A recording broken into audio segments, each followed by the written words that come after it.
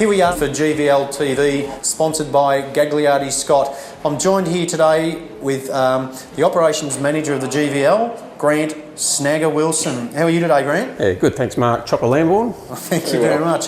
Hey, just so our listeners out there, could you just say a little bit about your role and some of the daily, weekly duties that you go about? Yeah, I'm the League Operations Manager at AFL Golden Murray, but primarily I look after the Golden Valley League. So now it's obviously football and netball, so there's different sorts of systems to use and make sure everyone's registered and clearances are in place. Then during the season we do all the match day results, make sure they're all correct and all the votes for the best and fairest. And that's only just a small touch of things, there's a fair bit to go with it. Okay. Obviously with the GVL and certainly the football side of things, some really good news is just breaking out that the Interleague's off to the MCG. Yeah, we just had it confirmed yesterday, in fact, that the senior side will be playing at the MCG. So that's great. Luke Morgan's very excited about it. We think we'll get terrific buy-in from the players this year to have the chance to play on the MCG.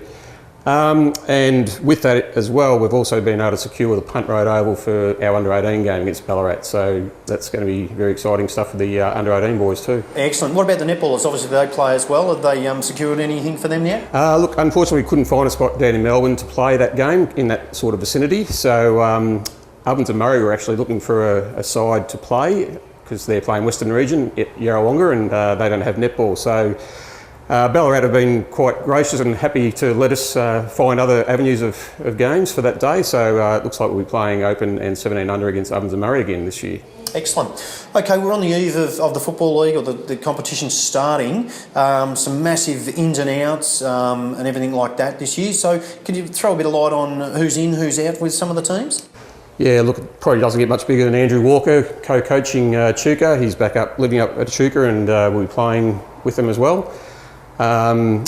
He's also bringing one of his former players from Preston West Lakes, it's Sean Gannon.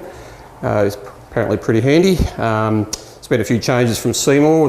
Brandon Grenfell has gone to Tatura, and Tatura's also picked up Shepparton's Matt Shannon. Along with that, we've got Jamison Shea at Euroa. Josh Pruden, former Seymour Junior, is back at Seymour. Now, a couple of these blokes will also be on VFL lists, so we don't really know exactly how many games they'll play in the GV, but no doubt they'll appear at some stage. And Rupen has picked up a bloke by the name Tom Brennan from Bairnsdale, who apparently is pretty promising.